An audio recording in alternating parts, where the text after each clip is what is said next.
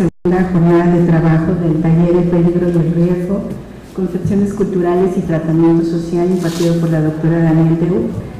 Les voy a comentar cómo está estructurada para el día de hoy la jornada de actividades. Empezaremos con la sociedad del riesgo a partir del texto de Ulrich Beck. La doctora Daniel Deu nos va a hacer su presentación. Tendremos algunos minutos para abrir un debate o una discusión en torno a lo presentado. Inmediatamente después tendremos un video, una entrevista de aproximadamente 5 minutos que nos introducirá a la segunda parte de las actividades, donde se abordará el tema del poder indígena entre la prevención del peligro y la búsqueda de responsabilidades. Es en esta segunda etapa de la jornada de actividades donde realizaremos un descanso y nos propone la doctora Daniel si al final de esta sección podemos ver un video también que nos presentaría sobre el ritual de despedida del hambre, y de esta manera terminaríamos esta primera parte. Entonces les damos la más cordial bienvenida a la Coordinación Nacional de Antropología, también a todas aquellas personas que están en línea. Empezaremos entonces. Sean bienvenidos y disfruten la sesión.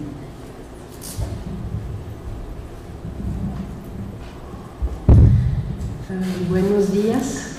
Vamos a seguir con lo de peligro y del riesgo. Y se acuerdan ustedes que hemos avanzado en las teorías, en las distintas teorías, empezando quizá en lo que vieron primero los antropólogos, que eran las lógicas de acusación o la búsqueda de responsabilidades en los pueblos en caso de desgracia, y eso vemos que fue un primer descubrimiento a nivel histórico de la antropología, porque si pensamos en los trabajos de Evans Pritchard en África, pues era el tema que puso en evidencia que cuando hay una muerte en un pueblo, muerte de adulto, se tiene que encontrar la causa, y que esta causa pues, se encuentra por varios modos de magia o de otro, se le echa la culpa a alguna causa o a alguna persona. Entonces esto fue un descubrimiento de los años 50 cuando trabajó Evans Pritchard. Luego vimos que cuando en los años 70, a través de la teoría de René Girard, también se puso el acento sobre esta búsqueda de responsabilidades con su teoría del chivo expiatorio, que aísla, se puede decir, este mecanismo de todo lo demás que puede ocurrir en una sociedad. Luego, avanzando un poquito más, encontramos las teorías de Mary Douglas, que, referente a las anteriores, tienen la gran ventaja de poner en relación las lógicas de acusación con las concepciones del peligro y las maneras de la sociedad o del grupo en el poder de alejar el peligro. Entonces ella lo que pone de nuevo como nociones son danger and blaming, y no nada más blaming como los demás, sino que introduce esta idea de que las lógicas de acusación están en relación con las percepciones del peligro y las maneras para los que están en el poder o para linajes como en África, donde no hay poder centralizado, pero mecanismos sociales para alejar el peligro.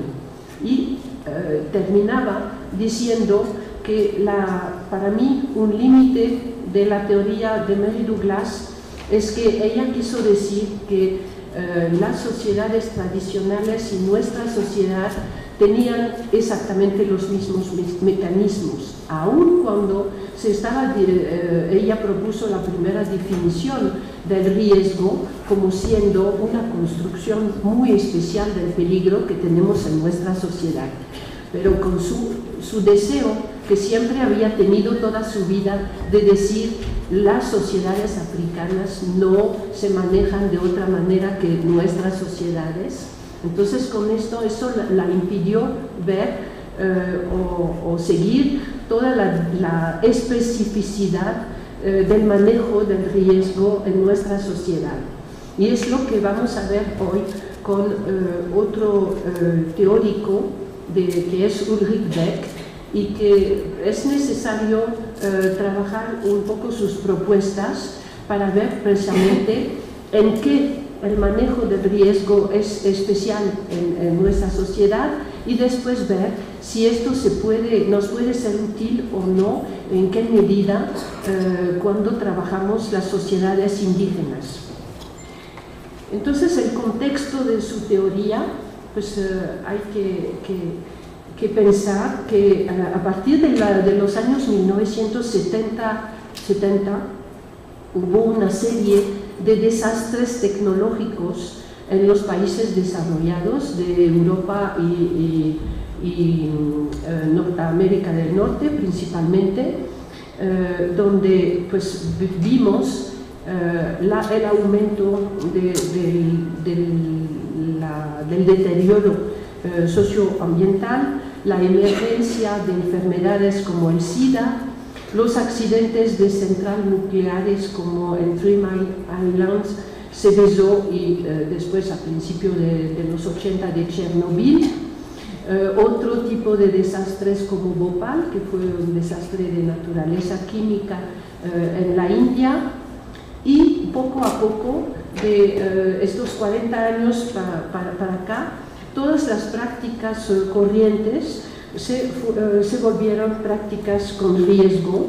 Pues hay riesgo en fumar, hay riesgo en el nuclear, en la amiante, no sé cómo se dice, la obesidad, la vaca loca, los alimentos modificados genéticamente, el mismo celular, bueno, una aparición y una inflación de nuevos riesgos que abarcan genética, informática, electromagnética, nanotecnologías, etc.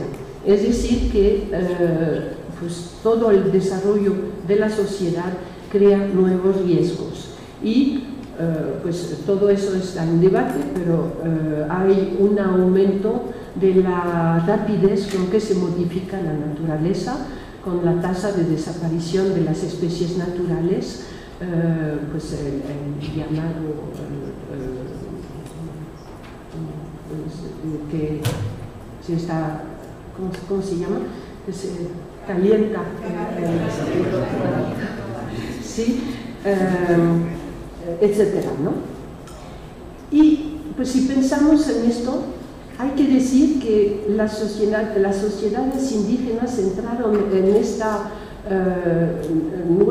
este nuevo ambiente de riesgos exactamente al mismo tiempo que todo lo demás, todo el resto del mundo. Si pensamos en esta discusión que tuvimos anteayer anoche, pues unos de ustedes hablaron de la llegada de los paquetes tecnológicos y de los fertilizantes en los años 70. Pues exactamente en los mismos años en que nosotros en los países desarrollados pues, empezamos a ver los primeros efectos de los riesgos tecnológicos. Pues después que vino a las sociedades indígenas, pues por ejemplo los caminos, como yo estaba diciendo, cuando abren brechas se está modificando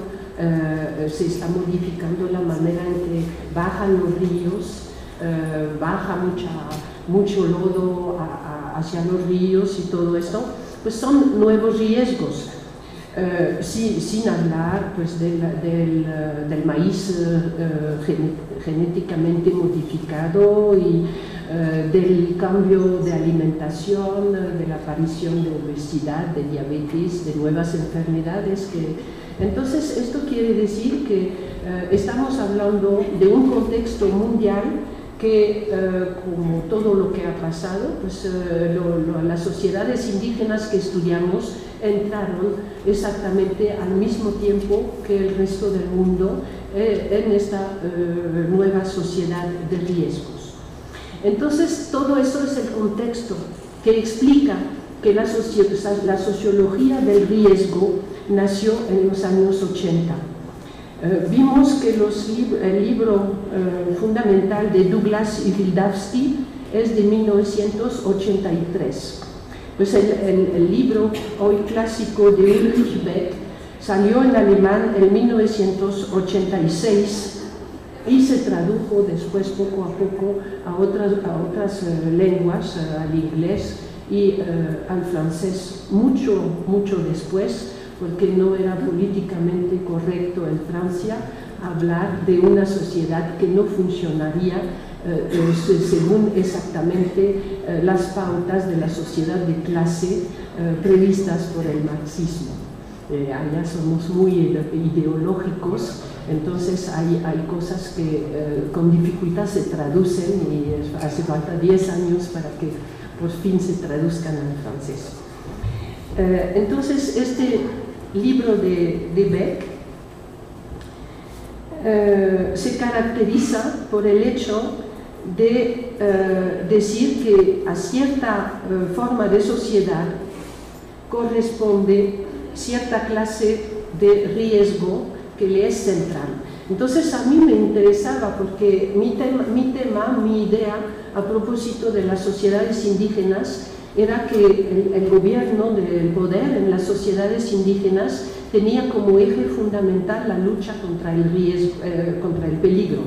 Y me encuentro con una teoría muy actual de un sociólogo que habla de nuestra sociedad y que propone que nuestra sociedad gira en torno a las concepciones y la lucha contra cierta clase de peligro que hoy es el riesgo. Entonces se trata de caracterizar nuestra sociedad por su concepción y tratamiento del riesgo, y eso pues me interesaba mucho porque era mi tema cuando hablaba de las sociedades indígenas. Y pues para mí es lo mismo, no es la misma construcción social y política, pero pone el acento sobre este tema que pienso que es fundamental. Entonces para Beck el riesgo caracteriza, no es una amenaza precisa, caracteriza realmente el vínculo social, y esto para él es específico de nuestra sociedad, y pienso que muestra que el comparatismo puede también pasar por una diferenciación de lo que pasa en las sociedades. Comparar no es forzosamente decir que es en todas partes iguales, igual como lo quiso hacer Mary Douglas, sino comparar puede también decir si aquí hay una cosa en común, pero hay formas muy distintas de manejar esas cosas.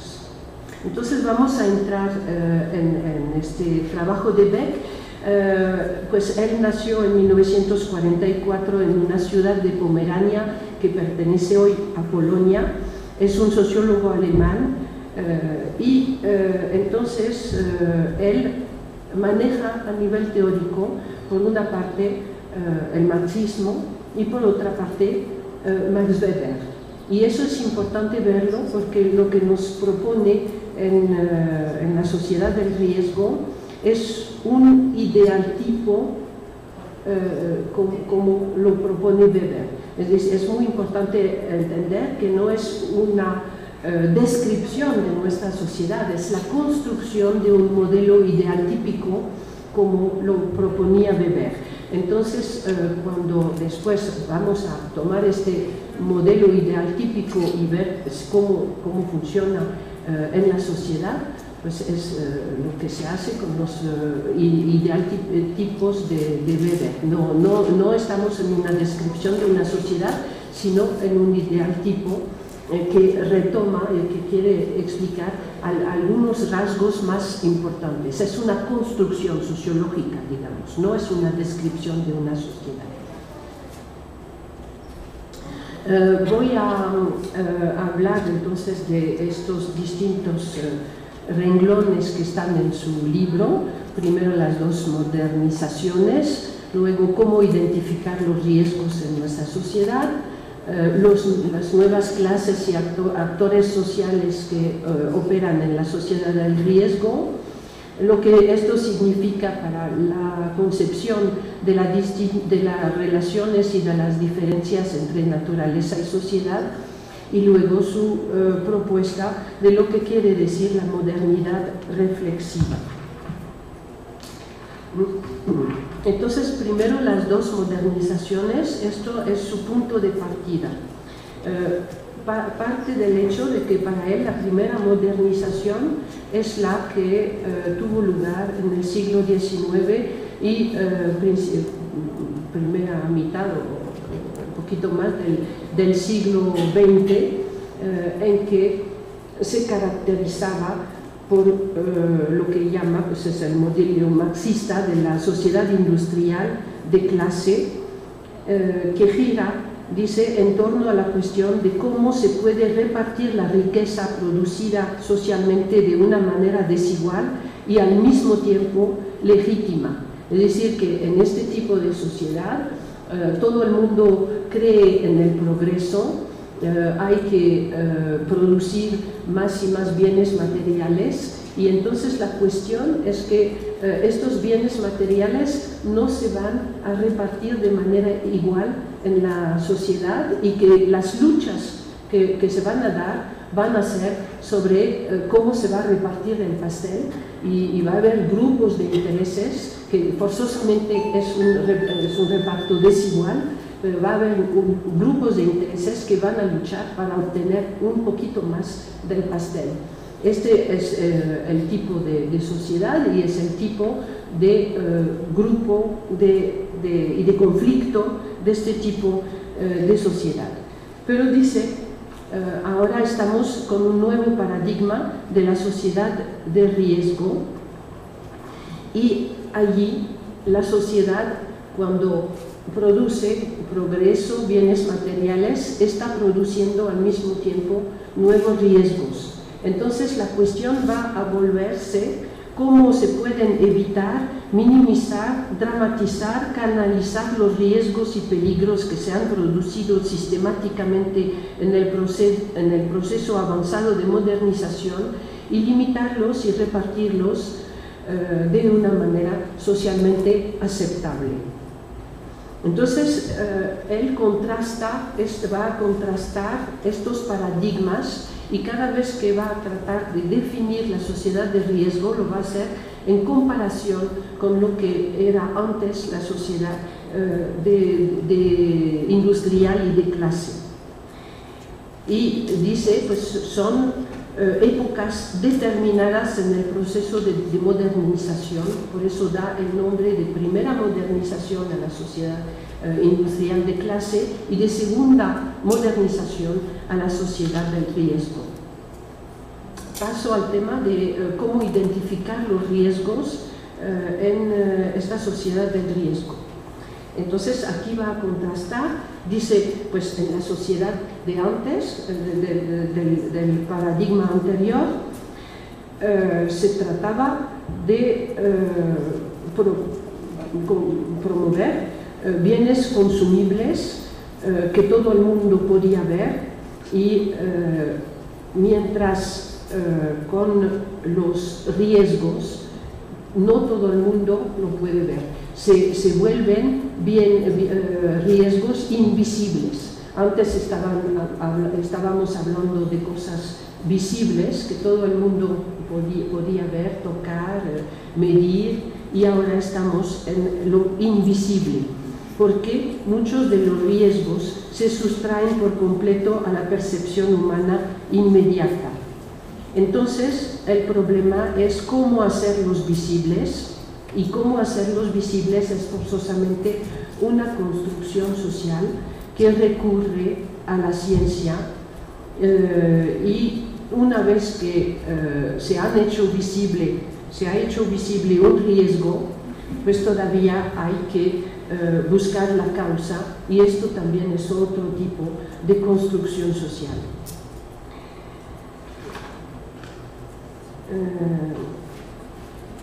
Entonces, este proceso necesita que entre no solamente científicos, sino también organizaciones civiles, toda la sociedad se va a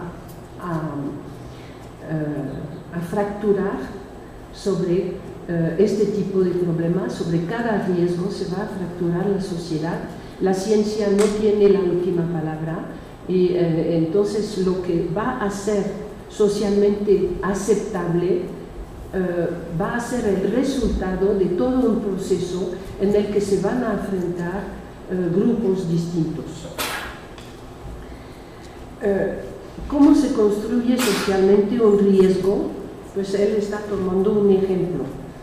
Dice primero, pues hay que escoger uno de los riesgos, porque hay tal inflación de riesgos que hay una superproducción de riesgos, entonces tiene uno toda la latitud de escoger entre todo esto. Una vez que se ha escogido uno, ¿qué va a pasar? Y toma el ejemplo de los bosques, y eso fue fechado porque ahora creo que se ha arreglado un poco. En un momento dado en Alemania hay un corredor industrial donde también hay mucho bosque y como era industrial, en un momento dado se dieron cuenta de que morían los bosques y que se caían las hojas de todos los árboles y todo esto. Entonces dice, vamos a plantear este problema. ¿Qué pasa? La gente ve que se mueren los árboles. Primer momento va a ser el paso de las interpretaciones locales e individuales. Y la gente en Alemania dijo, pues se mueren los bosques porque las ardillas comen mucho los árboles, o mueren los bosques por culpa del Instituto Forestal que no hace su trabajo. Dice, esto es la primera causa que avanza la gente, que es individual y es erróneo. Entonces va a haber un paso calitativo cuando la gente pasa de este diagnóstico típicamente local y erróneo al hecho de que es la industrialización la que produce la muerte de los bosques. Pero decir es la industrialización no permite avanzar mucho, porque una vez que se ha dicho esto, ¿cuál va a ser la causa? Entonces él dice, puede ser muchas cosas, el dióxido de sulfuro, los nitratos, sus fotooxidantes, los hidrocarburos, etc. Entonces ahí van a entrar los científicos, unos diciendo que esta es tal sustancia química y otro que es otro. Pero allí todavía se van a sumar los políticos, las organizaciones sociales, para traducir esto en términos de responsabilidad. Y van a decir, pues unos van a decir, es el coche el que contamina, el que asesina el bosque. Otros van a decir, no, son las centrales térmicas y entonces sería necesario poner dispositivos desulfurantes o desnitrificantes allí. Y otros van a decir, pero todo eso no sirve de nada porque no se llega esa contaminación de los países vecinos y entonces vamos a hacer todo lo posible aquí, pero eso viene de las chimeneas y tubos de escape de los países vecinos. Entonces esto es el proceso de construcción científica y social típica de una sociedad del riesgo. Y además, pues cuando esto genera conflictos, porque si uno, por ejemplo, si se dice que es el carro, el coche que es el culpable, pues los lobbies de los coches van a decir no, es otro. Entonces se van a echar la culpa unos a otros. Y entonces esta hace que la ciencia va a explotar en múltiples opiniones también. La ciencia, en lugar de tener la última palabra, se va a prestar a un uso más social de estas discusiones y finalmente vamos a tener expertos científicos por todas las opiniones. Y dice, y eso bueno, lo vemos mucho actualmente en Europa, es la cuestión de la multifactorialidad. Como casi todo lo que pasa, se puede decir que hay múltiples factores, como en este ejemplo, entonces cada uno se va a echar la culpa y como todos son culpables, pues ninguno son culpables y no se sabe lo que hay que hacer, porque cada uno va a decir, no, pero yo no, pues el otro sí, y entonces con esto, y además, por ejemplo, toma otro ejemplo, ¿quién vende venenos a la agricultura?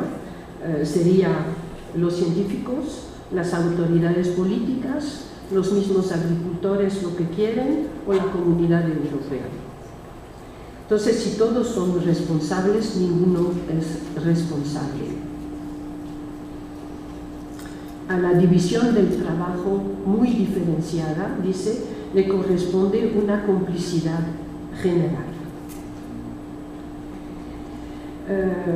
Sigo con el mismo tema de cómo identificar los riesgos. Aquí pone otro tema más, que es el hecho de que para identificar un riesgo, construir socialmente el riesgo, es necesario hacer entrar lo futuro.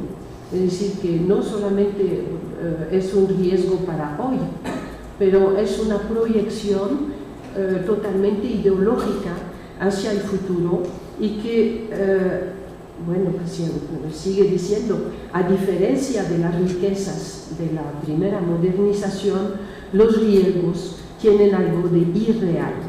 Son al mismo tiempo reales, porque sí podemos ver ya algún deterioro, pero irreales porque es necesario que todos, organizaciones civiles, científicos, etcétera, proyecten las amenazas en el futuro.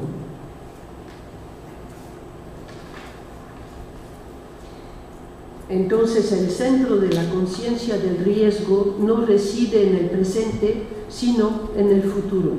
Y dice, en la sociedad del riesgo, el pasado pierde la fuerza de determinación para el presente, en su lugar aparece como causa del futuro, es decir, algo que no existe, construido ficticio. Hoy nos ponemos en acción para evitar, mitigar, prever los problemas y las crisis de mañana y de pasado mañana. Otro tema, todavía en el cómo identificar, paso al tema riesgos, clases y actores sociales.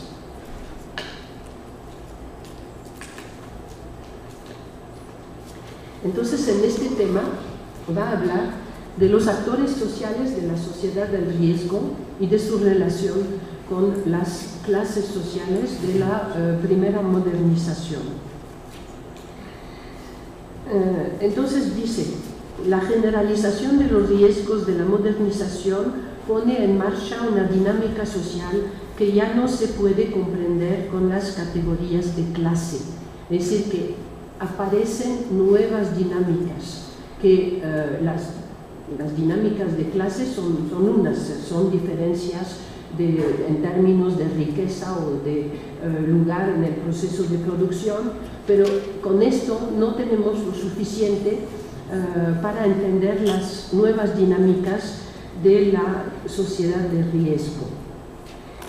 Y aquí lo que importa es estar afectado o no estar afectado por el riesgo. Y eso, dice, es una cosa de una naturaleza distinta de poseer o no poseer. Y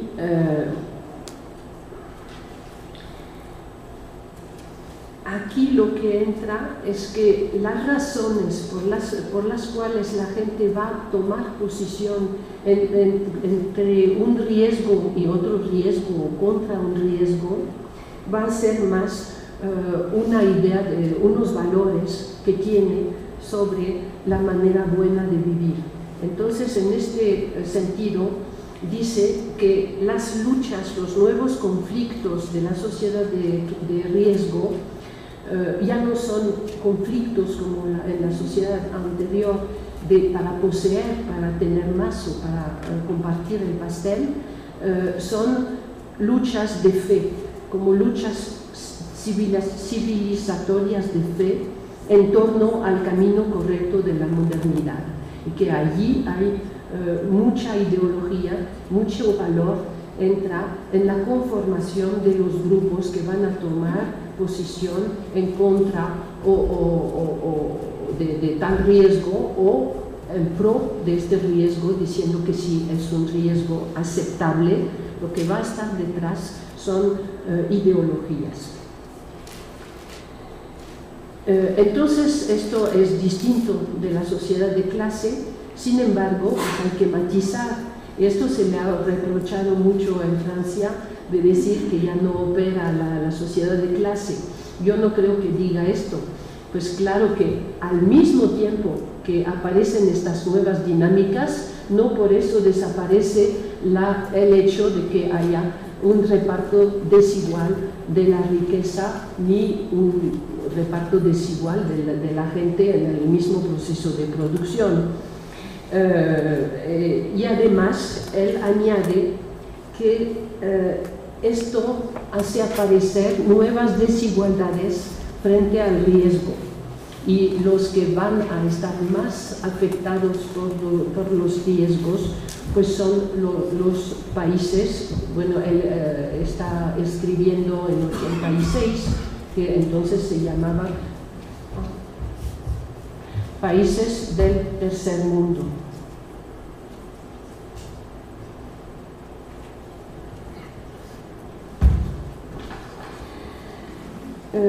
Entonces dice, el proletariado de la sociedad mundial del riesgo vive bajo las chimeneas, junto a las refinerías y las fábricas químicas en los centros industriales del tercer mundo.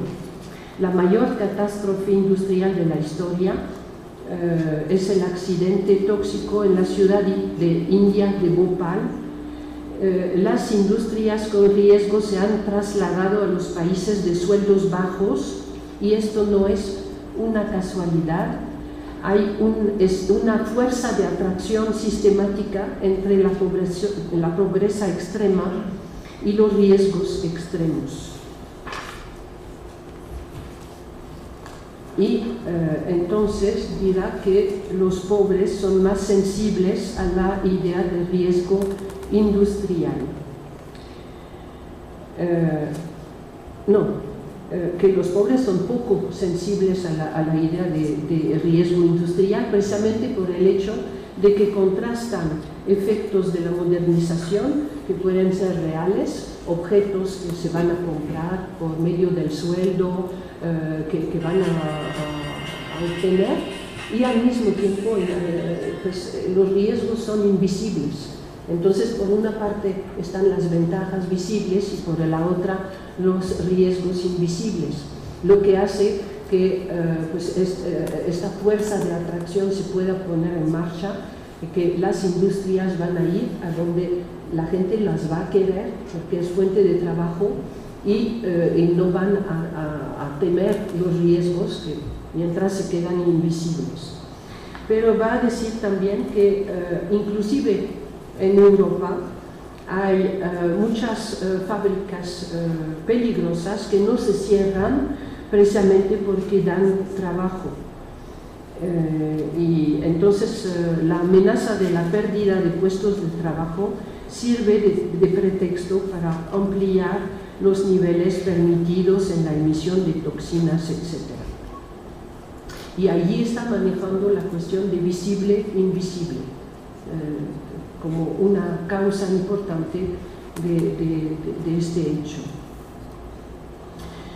escribe, por ejemplo, las sociedades de clase son sociedades en las que se trata, más allá de las diferencias de clases, se trata de la satisfacción visible de necesidades materiales. Aquí se contraponen el hambre y la sobreabundancia, el poder y la impotencia. Estas evidencias de lo palpable ya no valen en las sociedades del riesgo, lo visible queda a la sombra de las amenazas invisibles. Y allí está metiendo otro tema, que es la cuestión de la solidaridad del miedo, diciendo que allí también contrastando la sociedad de clase en la que las reivindicaciones se planteaba de una manera positiva, queremos esto, queremos aumento de salario, que bueno, es de manera positiva. En la sociedad de riesgo, las reivindicaciones se van a ser planteadas de una manera negativa. No queremos este riesgo. Y entonces va a ser lo que él llama contrastar por una parte lo que era la solidaridad de la miseria, ahora es la solidaridad del miedo. Y el miedo, como se decía, que para él no estamos hablando de amenazas precisas, sino de un vínculo social. El vínculo social, dice en la sociedad del riesgo, es el miedo y el hecho de tratar de construir comunidades del miedo. Y aquí se pudiera pensar que, no sé si lo vio exactamente en estos tiempos, pero hay en las sociedades urbanas una explotación de comunidades de miedo muy especializadas para ciertos tipos de miedo. Digamos, y esto pues recuerda las enseñanzas de Mary Douglas también, cuando decía que hay tantos riesgos y tantos peligros que no puede uno estar viendo por todos lados. Y entonces hay como un proceso que hace que en nuestras sociedades pues hay gente que se especializa en cierta clase de miedo y tiene todo un grupo, un funcionamiento así de grupo en torno a este miedo en particular. Estoy pensando, bueno, no tiene que ver con exactamente los riesgos tecnológicos. Beck habla sobre todo de riesgos tecnológicos, pero también con la ayuda de la enseñanza de Mary Douglas, que tenía una idea más amplia de los miedos. Yo creo que podemos ampliar un poquito más. Y voy a tomar un ejemplo. Hace poco, hace 3 semanas, 15 días, 3 semanas, me invitaron en Francia, me invitó lo que yo pensé que era lo que llamamos société savante, una sociedad sabia, destinada a estudiar la religión, las religiones de un punto de vista laico, que pues es lo que se hace desde fines del 19 y no me había dado cuenta en qué me estaba metiendo. Y entonces fui allí, pues di una conferencia sobre la sociedad mexica y qué era la religión en la sociedad mexica y todo eso. Y luego pues hubo una cena y me di cuenta que esta era una comunidad del miedo, pero del miedo en contra de Islam y de la subida de los musulmanes en Francia. Pues era una comunidad realmente cementada por este miedo y que tenía su propio ritual, que era reunirse cada mes en torno a escuchar cualquier conferencia que habla de religión y después empezar a hablar de lo que realmente les parecía importante, que era este miedo terrible que puede subir la religión musulmana en Francia. Y que me dice un señor, ¿tiene usted nietos? Pues sí. Y pues yo tengo nietos, dice, y no puedo soportar la idea de que algún día estén obligados a comer carne halal. que la carne halal es carne matada de una manera ritual. Entonces, pues, me puse a pensar en todos los riesgos, los miedos que podemos tener miedo de esto, pues es increíble, pero así es, creo, como la conformación de comunidades de miedo en nuestra sociedad, y puede haber mucho tipo de miedo y mucha especialización en ciertos tipos de miedo, inclusive especialización en comunidades sobre los riesgos tecnológicos o tal tipo de riesgo tecnológico o otra cosa. No hay que no estoy metiendo valores, no estoy juzgando, sino buscando cuáles son estas nuevas formas que tenemos en nuestra sociedad. Bueno, sigo con los riesgos, clases y actores sociales. Entonces, ¿qué dice Beck? Dice que para que una persona pueda saber si está en riesgo o no está en riesgo, depende del conocimiento ajeno. Es decir, que los afectados son absolutamente incompetentes en cuestiones de su propia afectación. Mientras en la sociedad de clase, pues los conflictos se basaban en que la gente estaba defendiendo su punto de vista y no necesitaban para eso entrar en todo este juego de construcción de riesgo que hace que una misma persona en un lugar preciso va a necesitar de científicos, expertos, la prensa, las organizaciones civiles, etc. Va a necesitar entrar en todo este proceso. Dice de allí que la sociología política y la teoría de la sociedad del riesgo no son sociología de la ciencia, tiene que ser sociología de todas las mixturas, las amalgamas y de todos los agentes del conocimiento en sus combinaciones o posiciones conflictivas, en sus fundamentos, sus pretensiones, sus equivocaciones, sus irracionales, sus verdades y sus imposibilidades para conocer el conocimiento que reclaman. Es decir, que uno que quiere estudiar este tipo de cosas en nuestra sociedad tiene que estudiar la totalidad de todos los grupos que entran en la conformación de la idea de los riesgos. Otra idea que pone y que hace pues hace más compleja todavía la cosa es que el comercio con el riesgo. Es decir, que el riesgo mismo es un factor de impulso económico de primer rango. Entonces va a haber muchas industrias que se van a poner en todo este debate para vender sus propios productos en contra de tal tipo de riesgo. Y esto va a hacer que en algún momento, cuando se denuncia un riesgo, nunca va uno a poder saber si el que lo denuncia es el lobby de una industria particular o si es otro tipo de gente, o cuál es la causa que hace que este riesgo llegue a ser denunciado.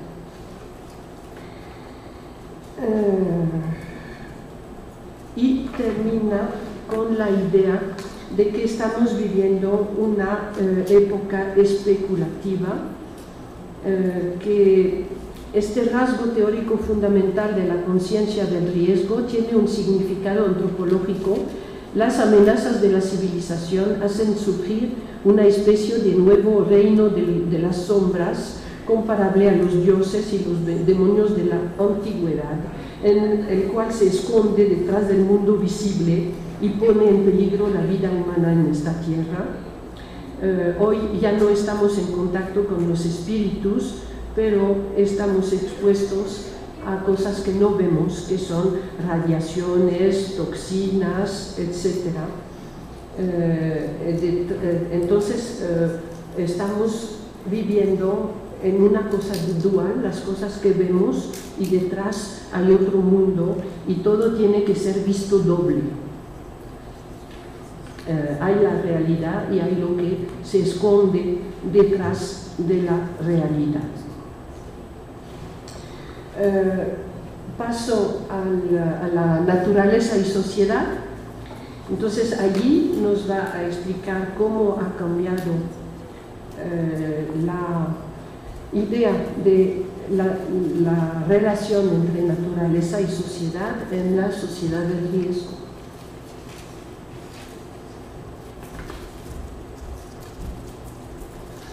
Entonces dice, en la sociedad, pues hasta 1970, se contraponía la naturaleza con la sociedad. Es decir, que los peligros venían del hecho de que la naturaleza no estaba sometida. Había desastres, pues todo venía, la culpa la echaba, este tipo de sociedad, la culpa la echaba la naturaleza. Y se pensaba que ya dominando más la naturaleza con la ayuda de la ciencia, pues se iban a parar estos desastres. Las teorías sociales del siglo XIX, también su modificación en el siglo XX, pensaron la naturaleza como esencialmente algo dado, asignado a someter, como no sociedad. Y estas suposiciones han sido falseadas históricamente, porque a finales del siglo XX la naturaleza ya no está ni dada ni asignada, sino que se ha convertido en un producto histórico de la sociedad. Es decir, que a partir del momento en que es el desarrollo mismo del progreso tecnológico de la sociedad que va a influir sobre la naturaleza, las dos cosas, naturaleza y sociedad, van a ser totalmente mezcladas. Y cuando hay un desastre, no puede uno decir si el desastre viene de la naturaleza o viene del hecho de que se han construido casas en lugares donde no se tenían que construir, etc. Entonces aquí contrapone esa idea del concepto de la sociedad industrial clásica con la sociedad del riesgo. Y entonces dice, la consecuencia central es que en la modernidad avanzada la sociedad con todos sus sistemas parciales, economía, política, familia, cultura, ya no se puede comprender de una manera autónoma respecto de la naturaleza. Los problemas del medio ambiente no son problemas del entorno, sino desde su génesis y sus consecuencias son problemas sociales. A finales del siglo XX hay que decir que la naturaleza es sociedad y que la sociedad es también naturaleza. Quien hoy sigue hablando de la naturaleza como no sociedad, habla con las categorías de otro siglo, las cuales ya no captan nuestra realidad.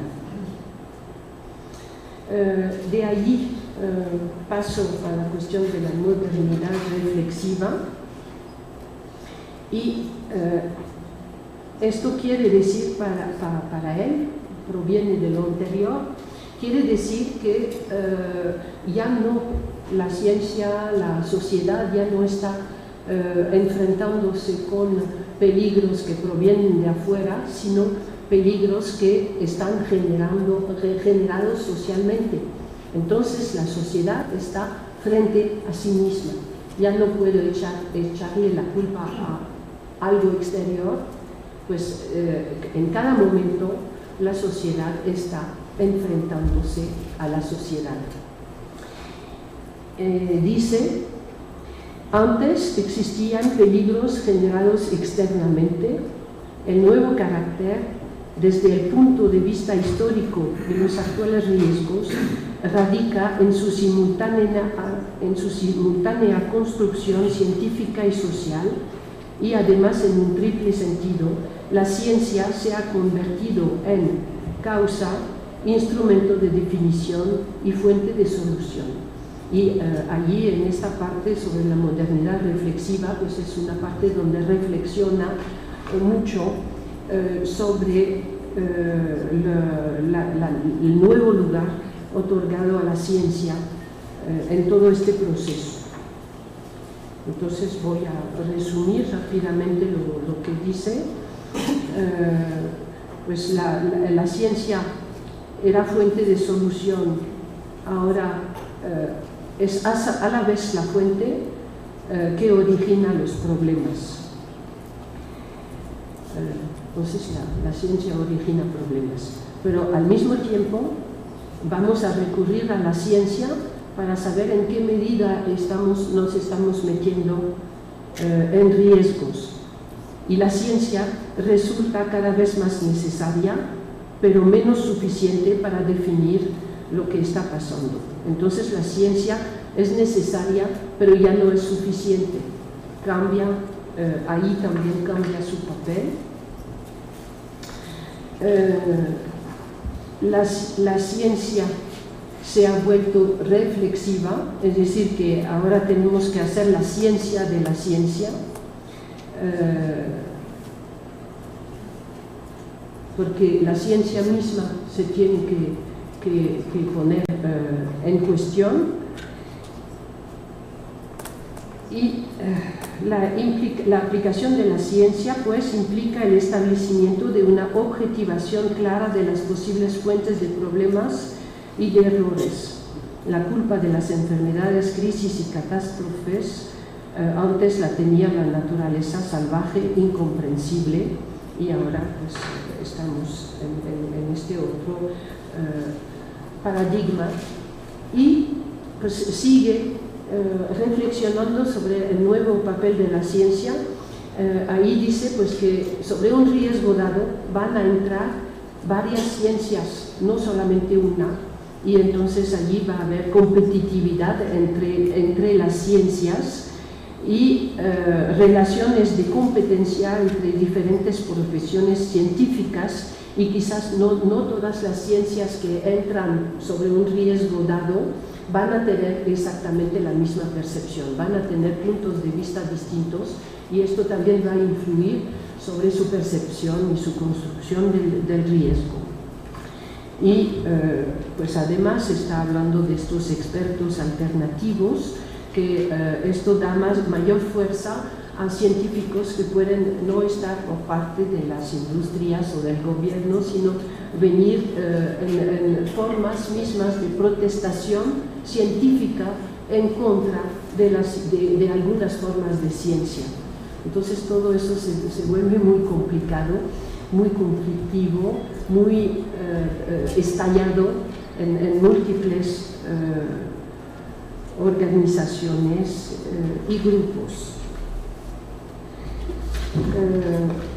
Pues estoy llegando al final de esta exposición de Beck. Entonces, si antes la ciencia convencía en su calidad de ciencia, hoy resulta decisiva la creencia en la ciencia o la creencia en la anticiencia. Es decir, que más que los argumentos realmente técnicos que va a avanzar cada científico, lo que es, y es un poco un hilo rojo de su pensamiento, lo que importaba ser los valores con que se enfrentan, que tienen los científicos, si de veras creen en el progreso, siguen creyendo en el progreso, o si están más renuentes hacia esa cuestión del progreso. Y entonces en todo eso, dice, va a empezar a valer más, quizá, más que los propios argumentos técnicos científicos. Lo que va a empezar a valer más será lo extra de la presentación, de la fuerza de convicción personal, de los contactos y del acceso a los medios. Entonces, esto es totalmente un nuevo panorama. Y para terminar, pues es lo que su idea fundamental es que la sociedad ahora se vuelve confrontada a sí misma. A diferencia de todas las épocas anteriores, las sociedades de riesgo se caracterizan por una carencia, la imposibilidad de prever externamente las situaciones de peligro. La actual sociedad se encuentra confrontada consigo misma en relación a los riesgos. Los riesgos son el producto histórico, la imagen refleja de las acciones humanas y de sus omisiones, son la expresión del gran desarrollo de las fuerzas productivas. Entonces ya no podemos decir que un peligro tiene su origen en lo externo, lo ajeno, lo extrahumano, sino en la capacidad adquirida históricamente por los hombres de autotransformar, de autoconfigurar y autodestruir las condiciones de reproducción de toda la vida sobre la Tierra. Entonces voy a darles unas definiciones para resumir todo esto, pensando entonces que este Beck nos ofrece un modelo ideal típico y ha inventado ciertos términos para explicar eso. Eso es como recopilar, resumir lo que hemos visto. La sociedad del riesgo mundializado pues sería la palabra que para él designa la nueva cara del progreso de la segunda modernización. Transforma la relación entre la naturaleza y la cultura, entre los hombres, entre la ciencia y la sociedad. Es una forma de sociedad que pone en el centro la noción de riesgo y su gestión. El riesgo, por lo tanto, sería el vínculo social de esta sociedad.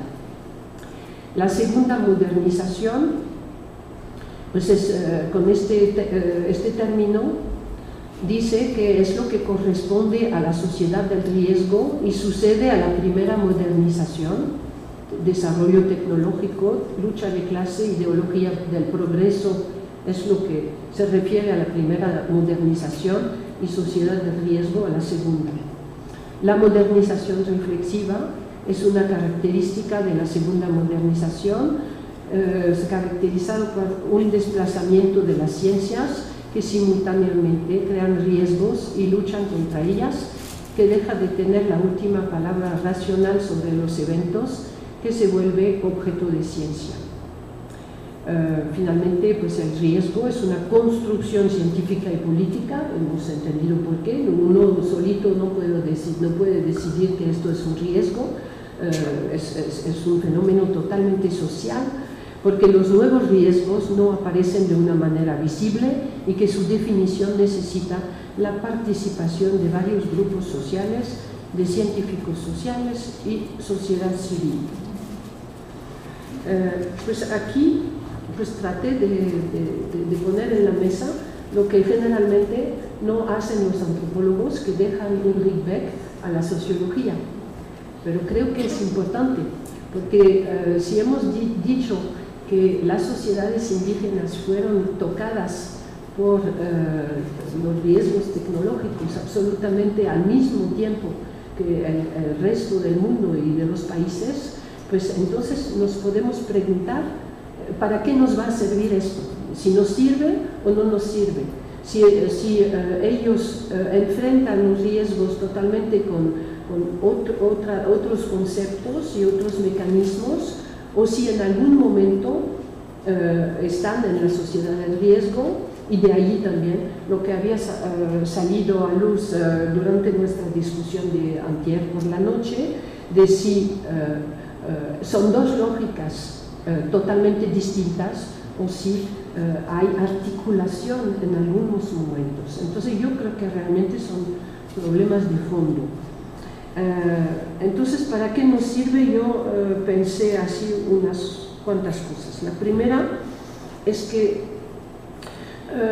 cuando Beck no es antropólogo, es sociólogo, y no está hablando de todas las maneras de enfrentarse a los peligros, al contrario de Mary Douglas, que era antropóloga y que podía precisamente poner en relación lo que pasaba en un pueblo africano con lo que se vivía en las sociedades occidentales.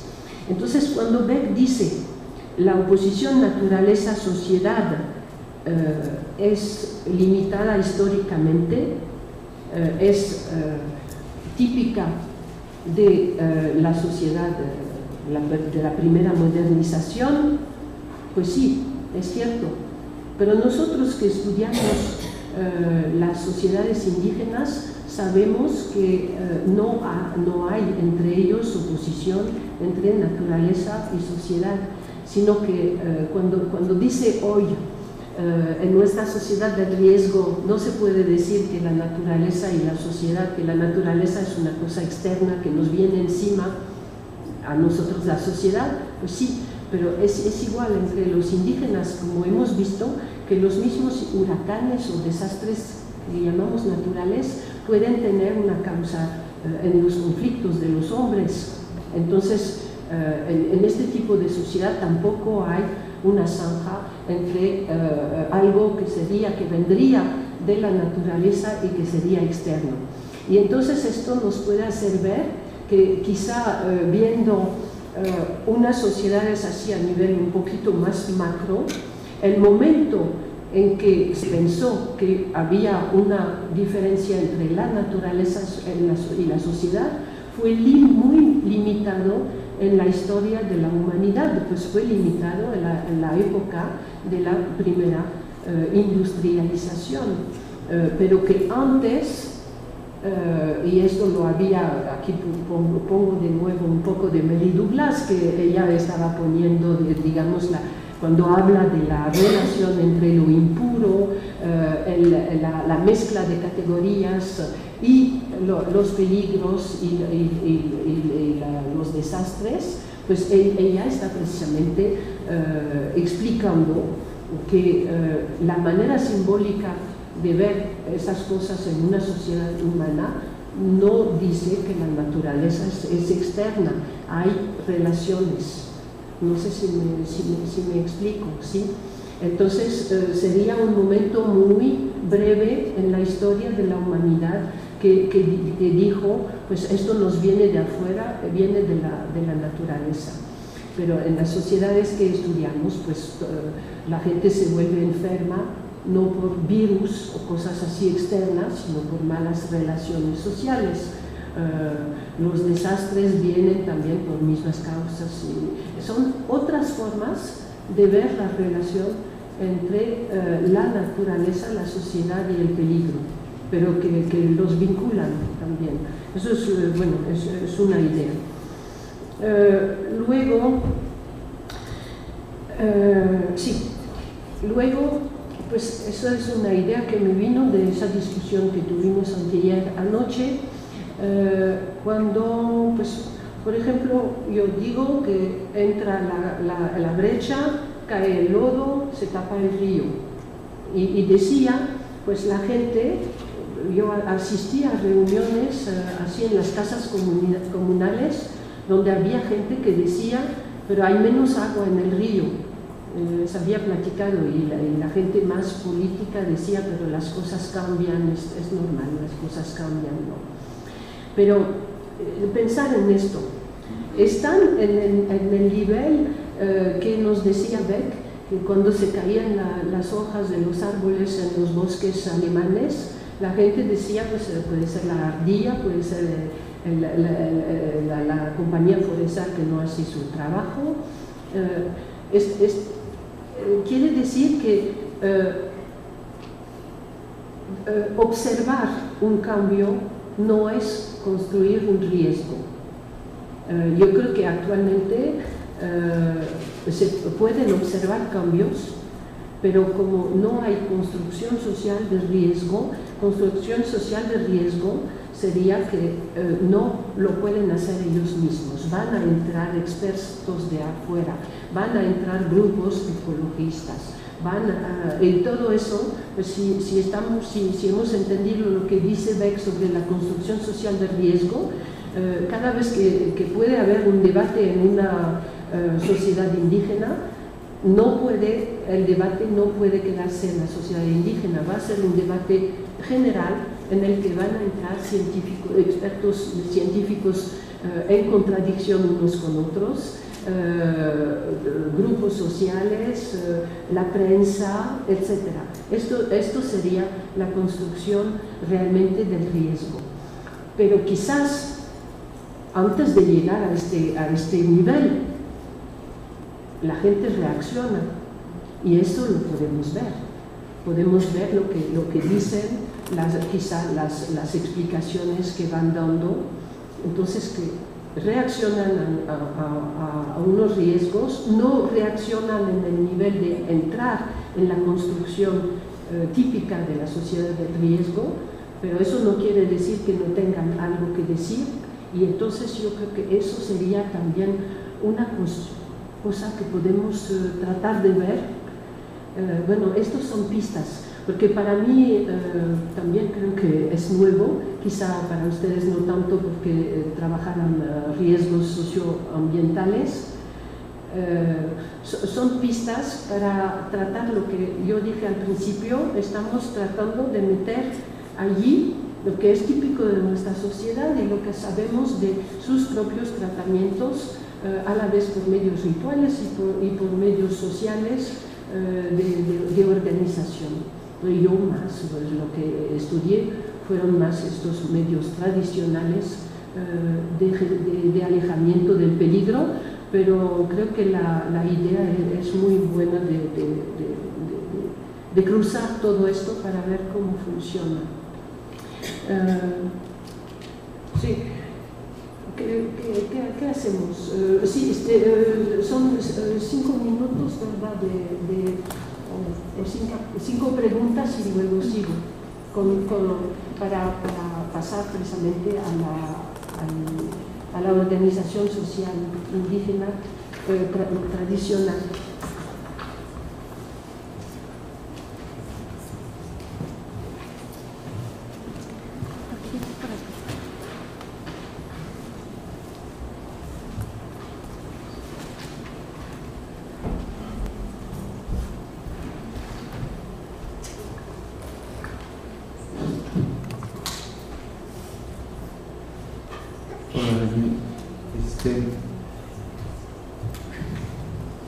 Con esto del riesgo,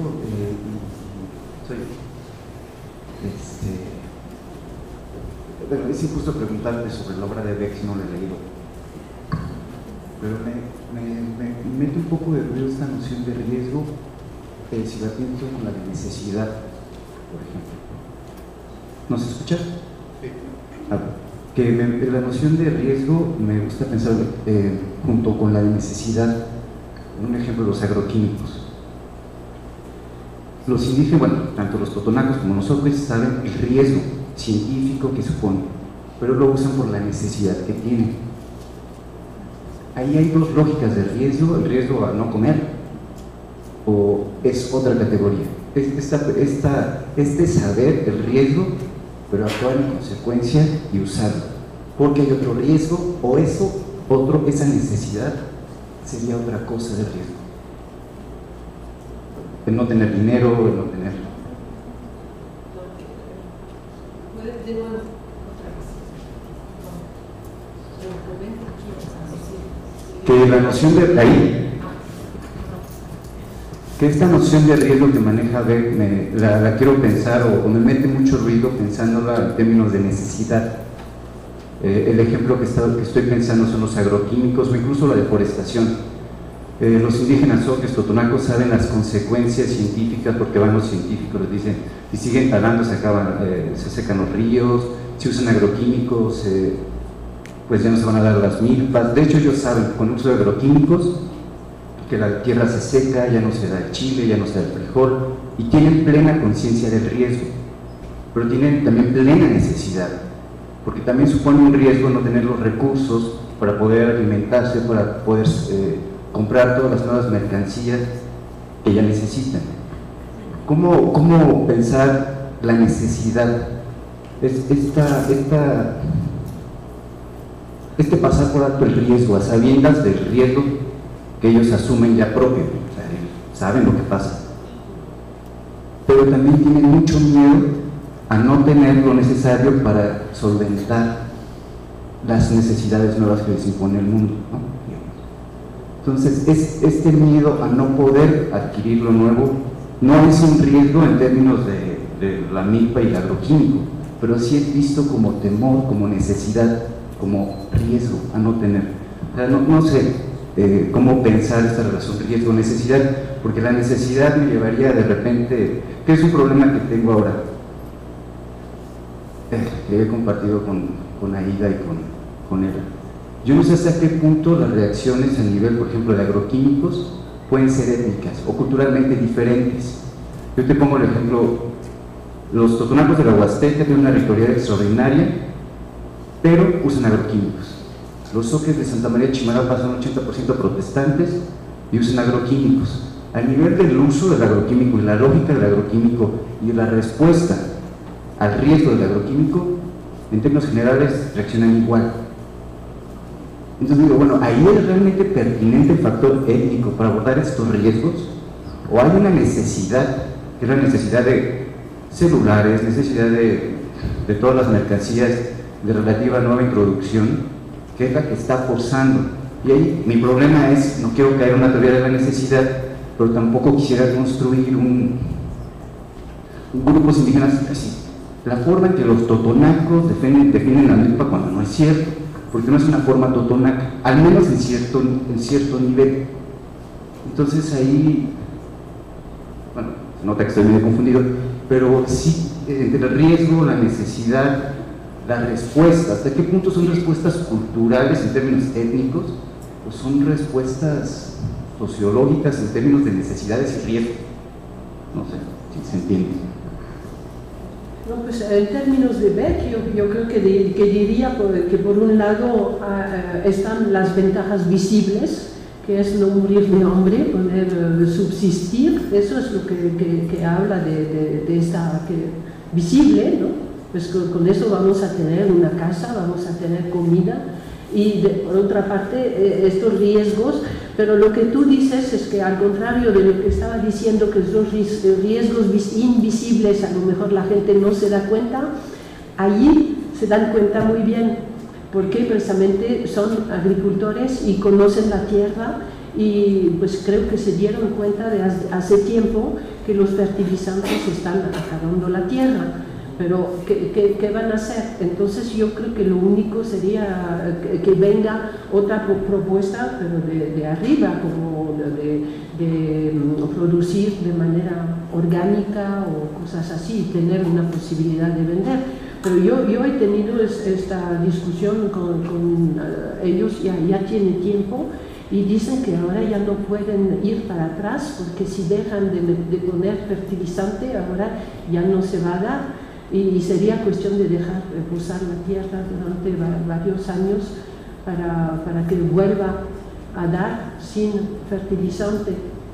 Entonces, lo que tú dices, que sería, bueno, yo creo que entra en lo de lo visible e invisible de Beck, pero lo que tú dices es que no, para ellos no es que sea invisible, saben muy bien lo que está pasando, porque es su trabajo y como una manera de ciencia práctica, ¿no? ¿No? ¿Esto es? ¿No? ¿No?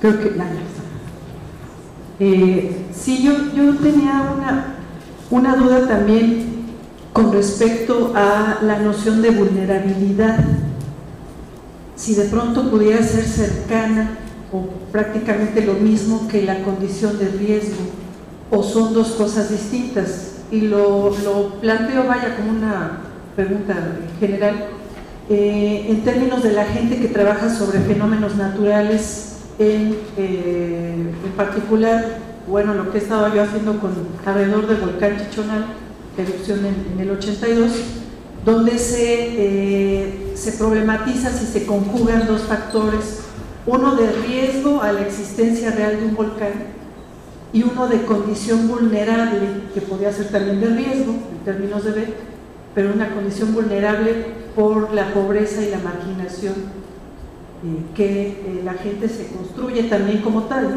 O sea, si viene otra erupción del volcán, nosotros nos vamos a morir aquí porque somos pobres y no tenemos posibilidades de movernos de aquí, ¿no? Entonces, bueno, serviría pensar también en la vulnerabilidad, o no, o es lo mismo, o hay una construcción social también del ser vulnerable, como estos franceses con el temor de cara al Islam, ¿no? O sea, son vulnerables a que suceda algo, en fin. Pues la vulnerabilidad yo lo encontré en estos trabajos sobre desastres, precisamente que dije el primer día que estos trabajos empezaron muy temprano en México y en torno a la institución del CIESAS de la doctora Virginia y pues allí es donde he visto que se pone mucha énfasis sobre la vulnerabilidad para estudiar los desastres. Pues sí, no estoy en desacuerdo, lo único es que pues, es que no manejo muy bien estas cosas de desastre o de cambio tecnológico, pero sí, pues claro que puede entrar esta cuestión, pero no creo que hay que poner vulnerabilidad en donde quiera. Bueno, claro que el miedo no es igual que la vulnerabilidad. Una comunidad de miedo, como decía lo de los franceses estos con el Islam, no son vulnerables, se entiende porque es una comunidad de miedo, entonces es más una parcialización, estallamiento de todos los miedos con especialización, pero ahí me parece que la noción de vulnerabilidad no entra.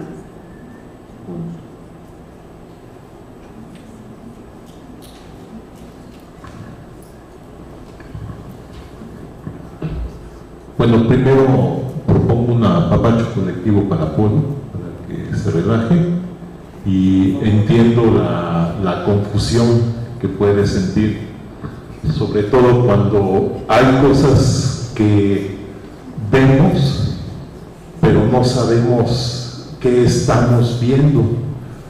Por ejemplo, nosotros podemos mirar cómo trabaja pues no sé, una brigada de gente de la Comisión Federal de Electricidad, podemos ver cómo las obras de, no sé, de la Conagua, todas estas instituciones, y no hay una idea cabal de cómo están operando estas personas. Y esto tiene que ver también con políticas de desarrollo, donde el punto de vista no es el de la gente de la localidad, sino de estos expertos. Y ahí es donde hay creo que un entrecruzamiento con una exigencia que solamente sale a la luz cuando los riesgos son evidentes, son claros, son premonitorios. Por ejemplo, la construcción de una presa. Dice la gente, la presa, tenemos que movernos y hay que luchar, y se articulan todas las redes. Pero cuando vemos que de repente pasa un cuerpo de electricistas, y dice, bueno, pues tenemos que tender una línea porque aquí hace falta luz, y se tumba una ceiba hermosa que además podía tener un carácter sagrado, y se conforma la gente por este balance entre beneficio y bueno, lo que se pierde.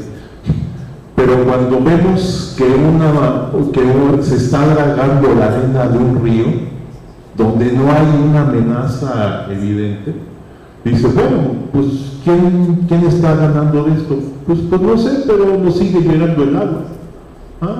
Pues bueno, pero río arriba pueden estar haciendo un dique que va a desviar el agua otra obra. Y son cosas que van ocurriendo calladamente. Nosotros dejamos que el velo de la burocracia le dé continuidad a estos trabajos y no sabemos que a lo mejor se está armando todo un entramado que nos va a llevar a un riesgo que ni siquiera sospechábamos, porque es parte de ese ocultamiento. Entonces yo pensaría que, por ejemplo, una de las exigencias del convenio 169 de la OIT es la consulta a las comunidades, pero no es nada más la consulta para ¿qué te parece si hacemos una presa? ¿Qué te parece si hacemos eso? No, la consulta de, miren, van a venir unos obreros y van a hacer un pequeño dique para esto.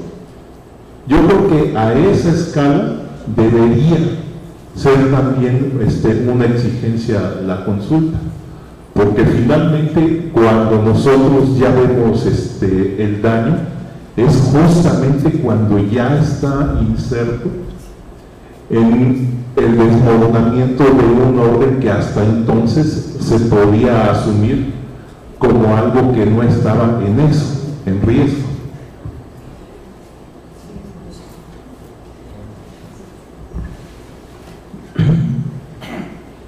Bueno, yo quiero participar en este contexto, pues hablando de la modernización, que es el siguiente paso a lo moderno, que llega a la comunidad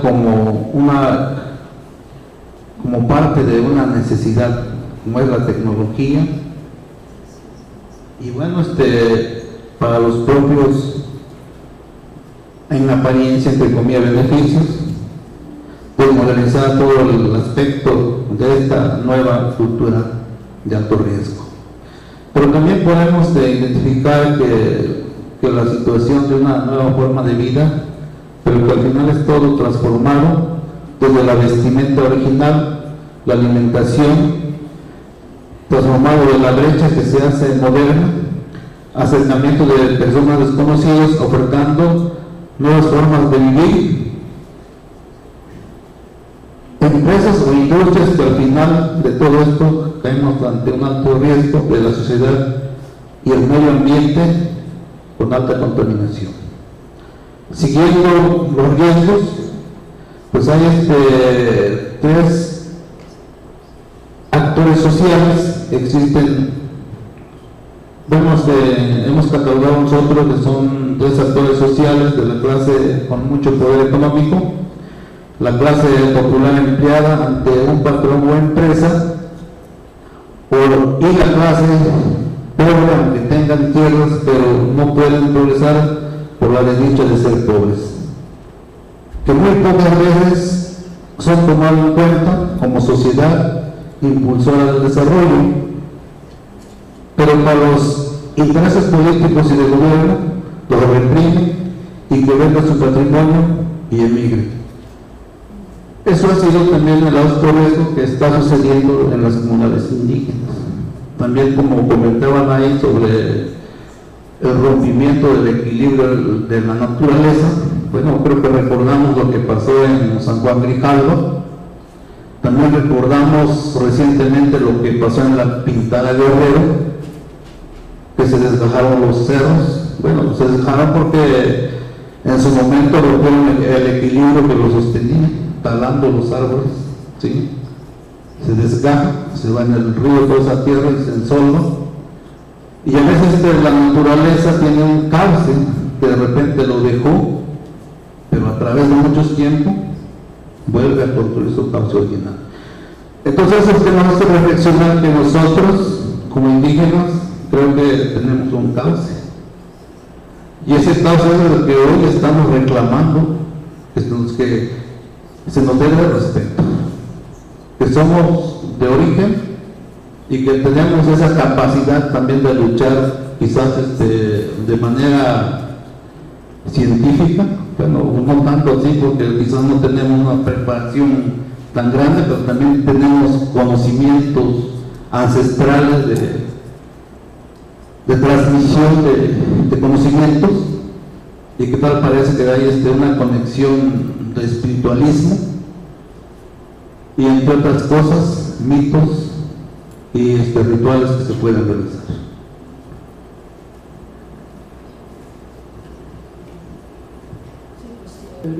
Los dos coinciden en que el hecho de que si la gente de los pueblos y los indígenas quieren participar en este debate general de la sociedad de riesgo, pues tienen que hacerse reconocer como un interlocutor.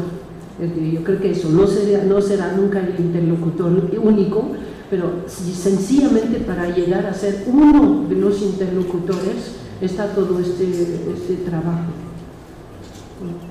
Daniel, muchas gracias por tu exposición de BEC.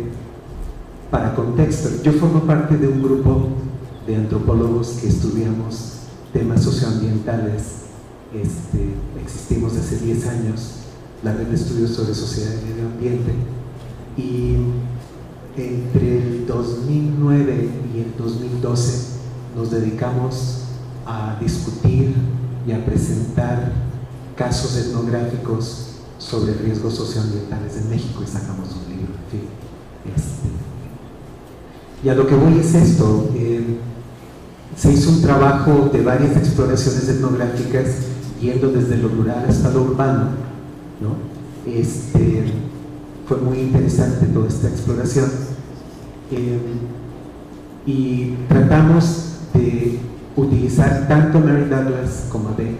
Yo creo que nos sirvió mucho más Beck para esto. Realmente Mary Douglas nos queda un poco por encima todavía, luego en otro momento podemos hablar de eso, pero digamos la idea de que efectivamente la sociedad urbano-industrial en México genera sus propios riesgos y que no necesariamente prevé ni quiere preverlos. O sea, ahí está clarísimo. Hay un trabajo muy bueno de Cecilia Lezama sobre cómo se fue expandiendo Guadalajara contra una antigua zona de conservación y de recreación que era hermosísima y que ahora simplemente es una posilga, ¿no? Y de donde simplemente ahora está el agua contaminada y la gente viviendo ahí y viviendo, digamos, con los efluentes, ¿no? Este es un trabajo muy bien documentado, y la pregunta nuestra, digamos, para Beck y para nosotros, salió de nuestro colega Roberto Melville, que a mí me pareció muy pertinente, que era: ¿en qué nos distinguimos nosotros, México como país en desarrollo, subdesarrollado, como quiera que se llame, ¿no?, de las sociedades industrializadas? ¿En qué? ¿No? Y no podíamos responder a esta pregunta de Roberto, pero ahora, digamos, reflexionando sobre el tema, a mí me parece que es que podíamos documentar sin ningún problema cómo las administraciones municipales de Guadalajara, por ejemplo, estaban faltando a su palabra continuamente, mintiendo, generando planes de desarrollo que nunca cumplían, ¿no?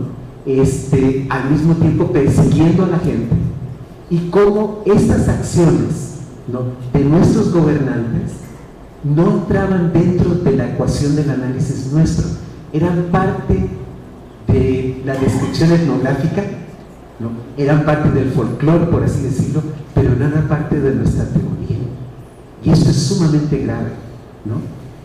Nosotros no tenemos una teoría propia acerca de cómo hemos construido socialmente el poder, ¿no?, dentro de nuestras mismas sociedades, y esto es muy muy grave, porque entonces no podemos entender, sino simplemente calificar las acciones de los gobernantes, y de la misma forma como no podemos entender, sino simplemente simpatizar con las acciones de los desposeídos, y entonces no estamos avanzando sobre este problema, ¿no? Y o sea, yo creo que es un punto de análisis fuerte para nosotros.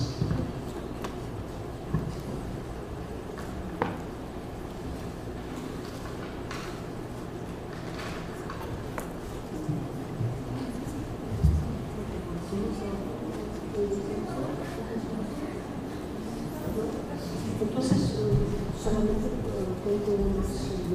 definiciones. Hacemos un descanso de... Ajá.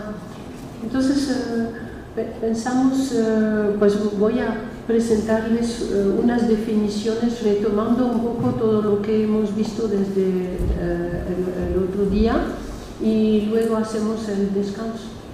Antes de empezar de nuevo, pero lo que sería otro tema es cómo se maneja el peligro entre las comunidades tlapanecas de manera más tradicional. Entonces, de resumen de definiciones, a ver, tengo 2 páginas. El chivo expiatorio sería todos en contra de uno, tanto en los rituales como en los fenómenos de acusación. Recordemos que tiene 2 definiciones: víctima expiatoria de un ritual, es decir, medio en un ritual de expulsión, o persona que se culpa de la desdicha colectiva. Entonces, esto para nosotros entendemos ahora por qué se tiene que manejar con cuidado, porque en una sociedad de riesgo en la cual todo el mundo está en contra de todos, pues esto necesita el consenso de todo el grupo en contra de uno. Lo que no quiere decir que no haya en nuestra sociedad fenómenos tipo chivo expiatorio, que pensando quizá en los linchamientos, en procesos de este tipo, en el que sí puede haber fenómenos en que todos se pongan en contra de uno. El peligro, pues el peligro es socialmente construido, es lo que da miedo y representa una amenaza en el futuro. Esto sería la definición que puede servir para una sociedad tradicional que no está en la sociedad de riesgo, pero que maneja peligro. Aunque yo les dije, es mejor quizá nefasto o el mal, porque no es, a veces realmente el mal está totalmente integrado en el orden de las cosas, mientras el peligro no tiene exactamente esta idea. El riesgo sería pues la forma especial que toma el peligro en nuestra sociedad, pasa por probabilidades y todo es fuente de riesgo, etc. Aceptabilidad, yo creo que es realmente algo que podemos guardar de Mary Douglas, que es el complemento de la noción de peligros y sobre todo de la de riesgos. Hay peligros aceptados o no, y veremos que, pues voy a hablar un poco de eso. Yo creo que tradicionalmente es igual en una sociedad indígena tradicional. Hay peligros aceptados y hay peligros no aceptados, esto es general, pero con los riesgos es la norma aceptarlos en función de cálculos y negociaciones. Percepción con bias, el cultural bias de Mary Douglas pues también es interesante, porque podemos ver que en una misma sociedad puede haber gente, inclusive en una comunidad indígena, las mujeres, los hombres pueden no tener exactamente la misma percepción de los peligros, y pues en nuestra sociedad se vuelve la norma con lo de la cuestión de los riesgos. Lógicas de acusación, pues sería la búsqueda de responsabilidades que ocurre en caso de desgracia, que esto existiría en la sociedad de peligros como en la sociedad de riesgos.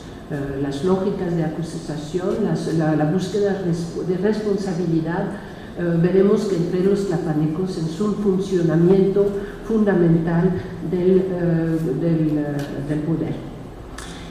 Construcción social del peligro, pues la percepción del peligro es cultural, colectiva y resulta de un proceso social.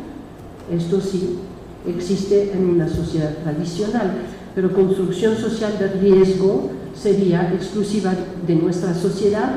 Los riesgos tienen su origen en el desarrollo tecnológico industrial, están omnipresentes y dan lugar a debates científicos, políticos y públicos, de donde resulta su aceptabilidad social. Entonces, hemos visto eso, un riesgo no existe si no es construido socialmente, y para ser construido socialmente necesita entrar en todo un proceso conflictivo y donde entra muchísima gente. Transformar el peligro, las amenazas en riesgo, pues sería lo que pasa cuando los daños potenciales originados por la tecnología pasan al debate público, de donde resultará su grado de aceptabilidad social. Bueno, eso era para terminar con esto. Yo creo que hacemos el descanso y luego volvemos a empezar con lo del poder en la Tlapaneca. Gracias.